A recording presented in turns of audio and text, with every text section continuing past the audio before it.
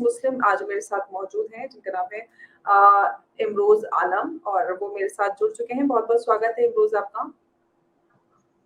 जी, बहुत-बहुत शुक्रिया। क्या मुझे ठीक से सुन पा रहे हैं?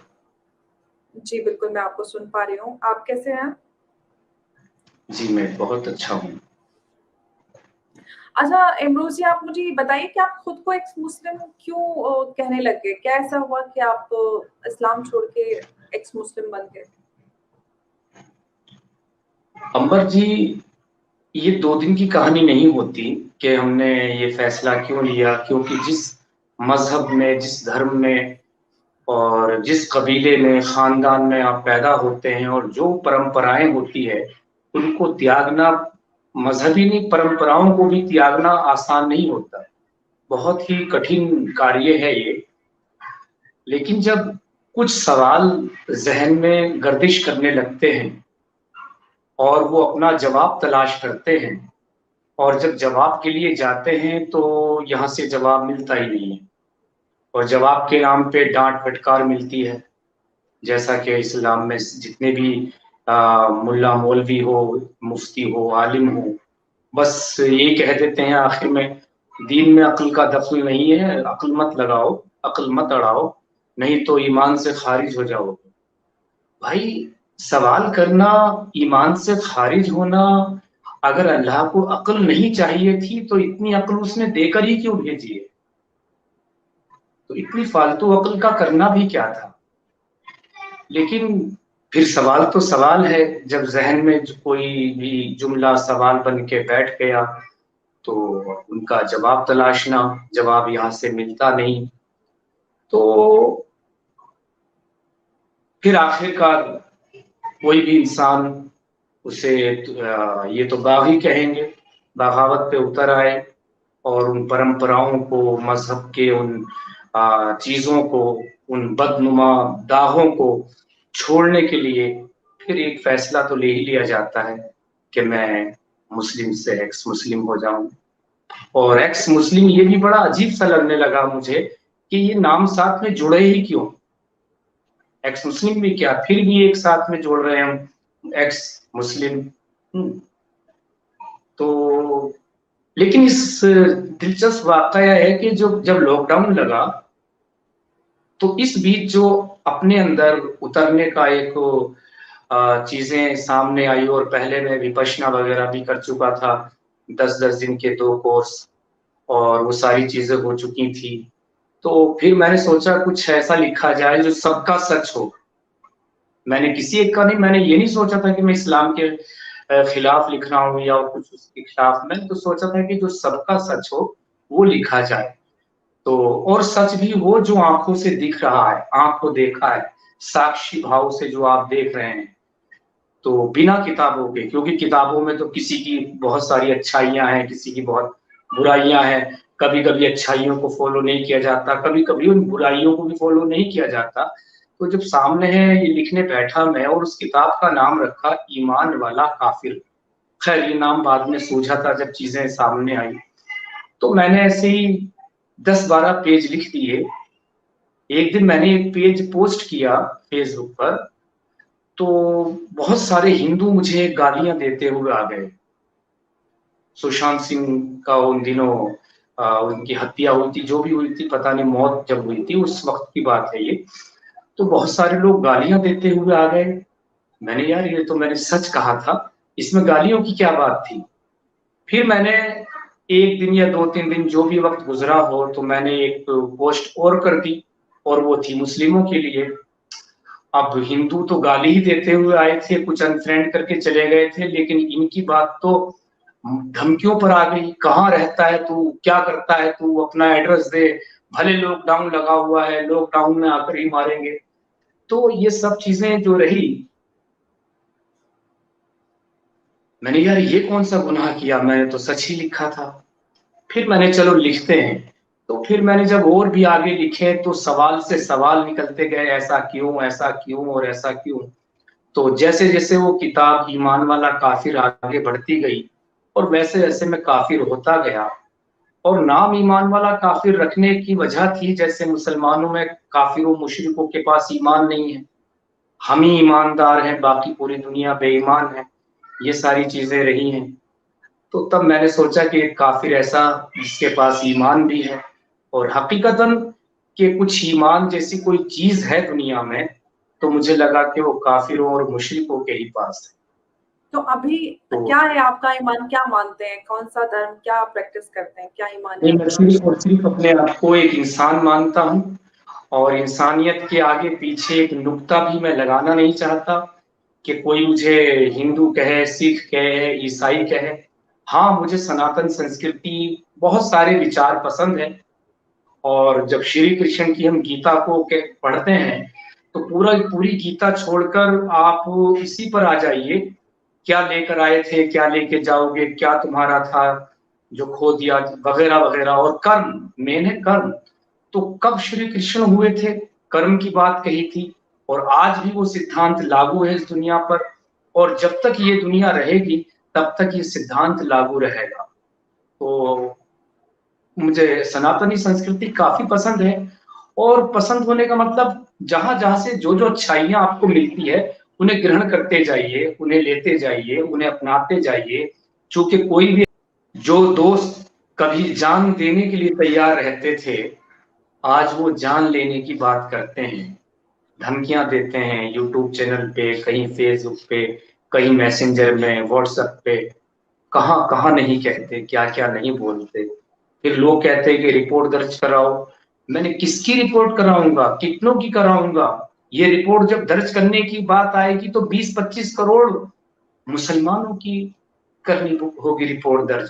क्या इतनी जेल है, क्या ऐसी हो सकती है रिपोर्ट दर्ज? तो इसलिए खामोशी से जितनी जिंदगी लिखी है, किसी एक कोने में बैठकर जीते रहिए। और आजकल तो देश में देख ही रहे हैं हालात, एक छोटी से छोटी बातें पकड़ी जा रही है, जबानों पे ताले लगाए जा रहे हैं, ये सब चल रहा है। अच्छा इमरोज, अगर हम बात करें, जैसे आप धमकियों की बात करें कि सोशल मीडिया पे आपको धमकियां मिलती रहती हैं, कोई सीरियस धमकी, या आज जब आपने ये इस्लाम छोड़ा तो आपके आसपास के लोग, या फिर कोई बहुत ज्यादा खतरा आपको रहा हो, या इस तरह की धमकी मिली हो सोशल देखिए, मीडिया के सबसे अलावा ज्यादा या खतरा वैसे? जो है ना, सबसे ज्यादा खतरा जो है उन मुसलमानों से है जो शराब भी पीते हैं, झूठ बोलते हैं, बेईमानी करते हैं, और दुनिया के तमाम गंदे गंदे काम वो करते हैं जो इस्लाम में हराम कहे गए हैं, और वो अपने आप को सबसे पक्का सच्चा मुसलमान मानते हैं।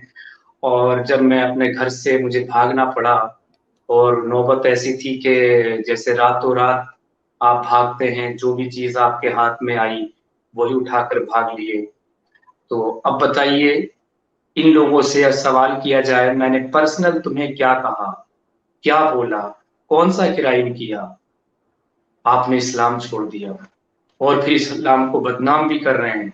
मैंने, भाई मैं बदनाम बदनाम नहीं कर रहा, मैं बता रहा हूं कि मैं उस दलदल से, उस गंदगी से, उस कीचड़ से बाहर निकल कर आ रहा हूं, और जो लोग उसमें फंसे हुए हैं, ताकि वो भी उससे बाहर आ सके। जी। अच्छा, जब हम इस्लाम छोड़ने की आपकी बात करते हैं, आपके अंदर ये सोच कहाँ से आई, कहाँ से आपको प्रेरणा मिली, या किसी ने, किसी से इंस्पायर होके, या किसी ने आपको सिखाने या बताने की कोशिश की, किसी से सीखा आपने, कहीं से ज्ञान लिया? अंबर साहिबा, मैंने बहुत बड़े बड़े सवाल, जैसे और एक्स मुस्लिम्स के हैं, बहुत पढ़े लिखे थे, मैं तो उतना मजहब को जानता भी नहीं था, और इस्लाम क्या है, कुरान क्या है। हाँ, मैं 40-40 दिन की जमातों में गया हूँ, और उनमें फजाइल अमाल नाम पर वो किताब है जिसमें सिर्फ अच्छी अच्छी बातें ही निचोड़ लिखा हुआ है, अच्छा अच्छा। मैंने जो इस्लाम को छोड़ा, बहुत आम से सवालात थे मेरे, कि अगर ये मजहब सबसे अच्छा है, सबसे खूबसूरत है, सारी अच्छाइयां इसमें हैं, तो सबसे ज्यादा जलीलो ख्वार मुस्लिम क्यों हो रहे हैं? चलो, यहाँ हिंदुस्तान में कह देंगे बीजेपी है, आरएसएस है, बजरंग दल है, और लोग हैं, और ऐसे संगठन हैं, लेकिन पाकिस्तान में कौन है, अफगानिस्तान में कौन है, सीरिया में कौन है? जब अफगानिस्तान की हालत सबने देखी है, मुसलमान मुसलमान से डर के भाग रहा है। तो फिर जो कहते हैं कि भाई भाई का नारा लगाते हैं, हम तुम्हारे भाई हैं, तो मैंने देखा ये तो अपने भाइयों के ही भाई नहीं है। शिया सुन्नियों के लिए, सुन्नी शियाओं के लिए कौन किसको भाई मान रहा है? यहाँ तो भाईचारा के नाम पे एक दूसरे का चाह रहे हैं, भाई तो नहीं है। फिर हिंदू अगर कहते हैं कि आज जो ये डायलॉग है कि भाई नहीं चारा बना रहे हैं, तो बिल्कुल हकीकत बोलते हैं। जब अपने भाइयों के भाई नहीं है तो किसी और के कैसे हो जाएंगे? तो मैंने जब ये सवालात देखे कि हमारे कुरान में सारी साइंस है, सारा वो है, सारा वो है, और मोहम्मद साहब का वो डायलॉग कि मैं इल्म का शहर हूँ, अली इल्म का दरवाजा है, तो भैया मुझे एक चीज बता दो, सुबह से शाम तक जो पैगंबर साहब ने, अली साहब ने जो दी, वो क्या है दुनिया को जो दी? 24 घंटे में मैं एक कोई चीज ऐसी है जो मैं यूज कर रहा हूँ, जो ईमान वाला भी और बेईमान भी इस्तेमाल में ला रहा हूँ? कुछ भी नजर नहीं आया। आई तो तबाही नजर आई। बस कोई भी साइंस। कौन से आपके ऐसे सवाल थे जिनका आपको जवाब नहीं मिला? आपने कभी किसी उलमा से या देखिए किसी एक से वो अपने जवाब लेने सबसे की बड़ा कोशिश की? जी, एक तो सबसे बड़ा अंबर जी के ये काफिर हैं। मैं मुंबई में जब आया, जहां से मुझे एक पहला झटका लगा था, एक शायर हूँ, एक लेखक हूँ, तो थोड़ा बॉलीवुड का भी अंदर से वो जागा, एक कुछ फिल्मी कीड़े के जाना चाहिए। तो मुझे कोई नहीं जानता था, और वो ये 2005 की बात है, और मैं फुटपाथों के सफर से गुजर रहा था। ठीक है, वो भी एक तजुर्बा था और मुझे बहुत अच्छा अनुभव हुआ जिंदगी का वो। तो वहां पर मैंने देखा, और उस वक्त में भी मैं रोजे रख रहा था, रमजान का महीना था। अब जब मैं भूखा था, एक दिन मुझे खाना नहीं मिल पाया, तो एक शख्स साधु टाइप का था, भगवा कपड़ों में, और वो मुझे लाकर पराठे दिए। मैं उस शख्स को ये देख रहा हूँ, ये तो काफिर है, ये तो जहन्नुम में जाएगा, इसके हाथ का मैं कैसे खा सकता हूँ? ये जो था सवाल, कि मैंने अगर यार मुझे भीख भी मांगनी पड़ी तो मैं वो भी मुस्लिमों से मांगूंगा, मैं काफिरों से कैसे मांग सकता हूँ जो जहन्नुम में जाएंगे? मुझे मुझे तो पकड़ लेंगे वहां पर कि या अल्लाह, इसे तो हमने खिलाया पिलाया है, इसने जो भी नेकिया की, अमल किए अच्छे, सब हमारे दिए हुए पैसों से ही जिंदा रहा। तो ये मन में सवाल। अब वो बार बार कहता रहा खा लो खा लो, लेकिन कहते हैं कि भूख ना देखे झूठा भात, नींद ना देखे टूटी खाट, इश्क ना देखे बिरादरी जात। तो मैंने खाना खा लिया। तो वहां से जो था, एक मन में बहुत मलाल भी रहा, लेकिन फिर धीरे धीरे धीरे धीरे ये मलाल अपने आप जाता रहा, और एक सवाल बनकर पैदा होता रहा कि मैंने उसका खाना खाया तो क्या मैं जहन्नुमी हो गया? तो यहाँ से पहला सवाल हुआ था, उठा था जहन में। फिर मैं जुहू में एक जगह स्टोन सूप करके है, पृथ्वी थिएटर आपने देखा हो तो, उसके पास में, तो मैं वहां पर गया, एक दोस्त मुझे ले गई वहां पर। तो सब बुद्धिज्म को मानने वाले थे, मेडिटेशन वगैरह करते थे। तो जब मैंने देखा तो मैं चौंक गया, मेरी हैरानी की मतलब चरम सीमा पर थी। क्या इतने अच्छे, इतने खूबसूरत लोग भी हो सकते हैं इस दुनिया में? हम तो खूबसूरती का नाम ही नाम सुन रहे थे, अखलाक ये होता है इस्लाम को मानने वालों का, ईमान वालों का, और सबसे बद अखलाक यही मिले मुझे। तो मैंने ये बात बोली भी है नेक्स्ट टाइम जब मैं गया, कि मरने के बाद कहते हैं कि स्वर्गवासी, लेकिन मुझे तो यहाँ जीते जी स्वर्गवासी मालूम हुए सबके सब, जैसे स्वर्ग से निकल कर आए हूँ। खैर, मैं 2-4 बार आया गया, फिर काम काज में लग गया, जुट गया। फिर ऐसा हुआ कि मैं किसी से इमोशनल हो गया कुछ, तो उस लड़की ने, उस खातून ने कहा कि तुम बड़ी बड़ी बातें करते हो, जान देने तक की, क्या मुझे जिंदगी के 10 दिन दे सकते हो? विपश्यना जा सकते हो? तो मैं विपश्यना में, मैंने जी बिल्कुल। तो मैं चला गया। तो वहां जाके जो देखा, जो जिसे आत्मज्ञान कहते हैं, ये तो सब किताबी ज्ञान है जो खत्म हो जाएगा मरते ही, जो मरने के साथ भी साथ जा जाएगा चाहे, जा सकता है। और इबादत जिसे बोलते हैं वो दिखनी चाहिए चेहरे पर, कि यहाँ तो नमाज पढ़ते हैं तो माथा काला हो जाता है, और कहते हैं कि ये कयामत के दिन रोजे महशर में कब बताते हैं कि 14वीं के चांद से भी ज्यादा चमकेगा। सब कहानियां हैं, टोटल कहानियां हैं।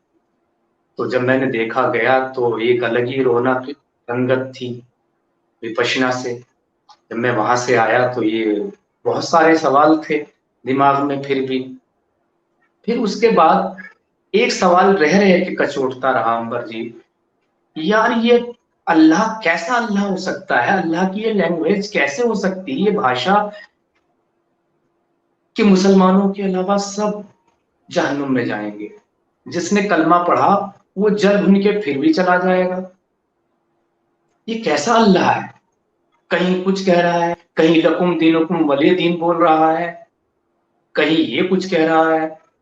फिर इन सब चीजें दिमाग में चली रही थी। उन दिनों मैंने सुल्तान हैरिस का या गालिब कमाल का वीडियो देखा तो मेरे सवाल और ज्यादा मजबूत हो गए। फिर किसी एक दिन अचानक से सचवाला जी का वीडियो सामने आ गया, और जब मैंने उसको देखा तो भाई सोचा कि कोई गलती नहीं की मैंने, बिल्कुल मैं सही रास्ते पर हूँ।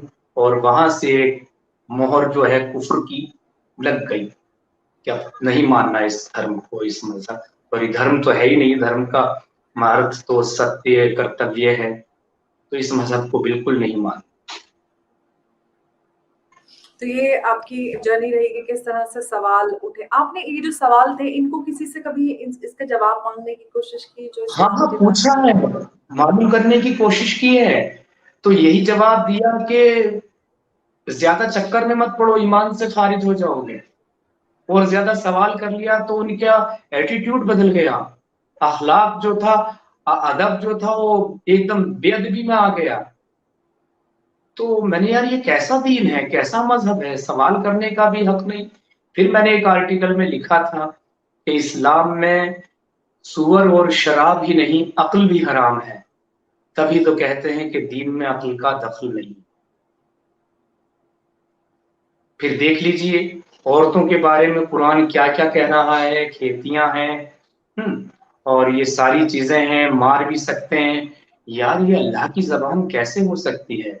मैं ये नहीं कह रहा कि हिंदू सिख या और मजहबों के लोग, जैन, अपनी बीवियों को या गलती हुई बहनों को, कोई किसी को मारता नहीं होगा, वो भी मारते होंगे। लेकिन उनके यहाँ बाकायदा धार्मिक रूप से मान्यता तो नहीं मिली कि मार सकते हो दिल चाहे तो जी। ये बड़ी अजीब विडंबना रही है। तो फिर मैंने बहुत सारों से पूछा, अपने घर पर भी बाहर भी, घर की औरतें महिलाएं, उनसे भी, अच्छा ये बताओ अगर तुम्हारा हस्बैंड दूसरी शादी करे तो तुम्हें कैसा लगेगा? सबने बोला कि अच्छा नहीं लगेगा। फिर मैंने, यार ये अल्लाह को कैसे पसंद आ गई ये बात? क्या वो औरत के इमोशन नहीं जानता था? एक तरफ यहाँ 7 जन्मों की के वादे हो रहे हैं हिंदुओं में, वो होते हैं या नहीं होते वो तो पता नहीं, लेकिन यहाँ पर जो है एक के बाद एक के बाद एक, चार चार कर सकते हो, जरूरत पड़े तो मार भी सकते हो। क्या है ये? जिस मजहब में औरत की इज्जत नहीं है, कद्र नहीं है, जिसे सारी दुनिया ने कुदरत कहा है, पैदा करने वाली चीज मतलब कुदरत होती है, तो उसका जब सम्मान नहीं है तो किसका सम्मान होगा, किसकी इज्जत होगी, किसकी आबरू होगी? अंबर जी सवाल एक नहीं है, फिर तो उसके बाद सिलसिला ऐसा कि अगर हजारा तस्बीह के दाने डालूं तो वो भी कम पड़ जाएंगे। एक सवाल नहीं है। एक शख्स जो अपने आप को पैगंबर बोलता रहा, उसके पैरों के नीचे इतना खजाना है, तेल के भंडार है, एक भी आयत नहीं उतरी ए नबी कह दीजिए आने वाली नस्लें जो है सब ऐश करेंगी, राज करेंगी, इतना हमने तुम्हारे पाँव में खजाना छुपा रखा है। बात चांद सितारों की कर रहे हैं, अपने पैरों की जमीन का पता नहीं है नीचे का। हुँ? बहुत सारी अच्छा। ऐसी सी बातें रही जी। जी, अच्छा ये आपके ये पूरी आपकी जर्नी आपने साझा की कि किस तरह से आपने इस्लाम को छोड़ा। अब जब आप छोड़ चुके हैं तो क्या प्रेशर होता है परिवार या आस-पास के लोगों की तरफ से कि आप वापस इस्लाम कबूल कर लो? ऐसा कुछ?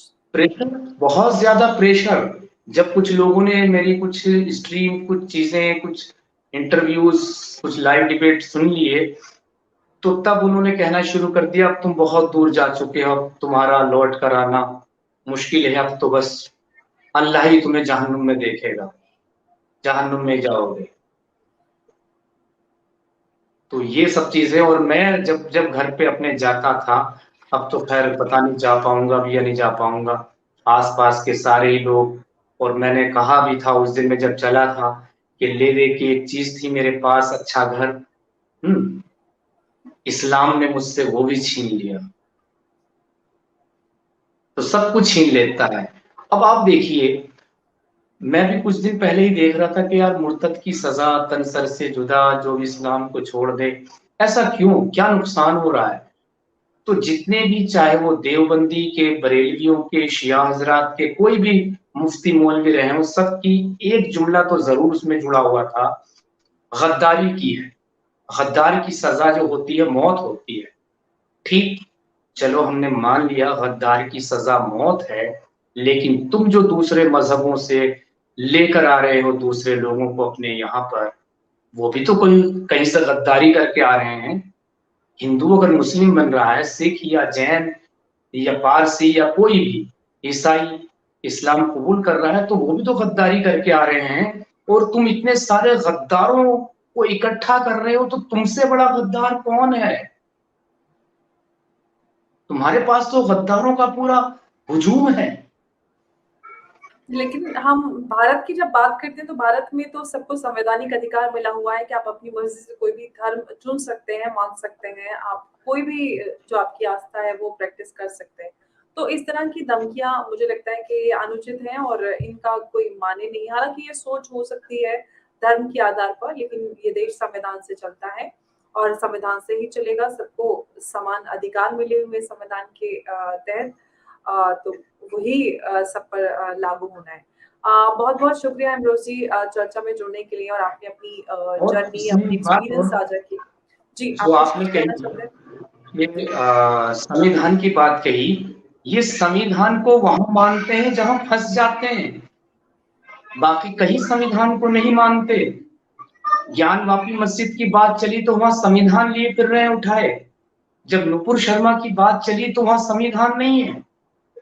अब जब पिटे छिपे, जब बुलडोजर चले, तो तब संविधान को याद कर रहे हैं। गालियां देने से पहले, ये आतंक दिखाने से पहले, क्या तब संविधान नहीं था? ऐसी नाराजगी थी, एफआईआर थी, तो कोर्ट देखता। तो संविधान को ये वही मानते हैं जहां ये फंस जाते हैं, और कोई संविधान से उनका लेना देना नहीं है। देखिए, कोई चिल्लाए, चीखे या कुछ भी करे, देश तो संविधान से ही चलेगा। आप सड़कों पे उतर आएँ, पत्थरबाज़ी करें या कुछ भी करें, देश संविधान से ही चलेगा और कोई चलता आया किसी है को और आगे भी मारने के लिए चलेगा। संविधान नहीं देखेंगे। बिल्कुल, चाहे आप कुछ भी करें, देश चलना संविधान से ही और हर चीज़ आगे भी संविधान से चलती आएगी। बहुत-बहुत शुक्रिया इमरोज़ जी, चर्चा में जुड़ने के लिए। आपने आपकी जर्नी साझा की दर्शकों के साथ, उसके लिए बहुत-बहुत धन्यवाद। और मैं कहना नमस्कार। चाहूँगा, हमारा एक यूट्यूब चैनल है, आम्बर जी। लास्ट ईमान जी, वाला बिल्कुल। काफिर, तो उस पर जो भी लोग आएँ एक बार देखें, सुनें, और अच्छा लगे तो फ़ॉलो करें, लेकिन दिमाग को खोल के फ़ॉलो करें, क्योंकि कई लोग मुझे हिंदू विरोधी भी बोलते हैं, चूँकि सबको अपना सच नहीं सुनना, दूसरों का सच सुनना है। सच सबको पसंद है, लेकिन दूसरों का सच चाहिए, अपना सच कोई सुनने को तैयार नहीं है। तो मेरे सामने जिसका सच आता है और जो भी सच होता है। इसी के साथ आज की मजदूरी यहीं खत्म करते हैं। अगर तुम्हें वीडियो पसंद आई तो लाइक मारो, और अगर तुम लोग नए हो तो सब्सक्राइब करो। वो जो लाल वाला बटन है उस पर फूट फेंक के मारो या फिर मोमबत्ती, मुझे नहीं पता, बस क्लिक हो जाना चाहिए।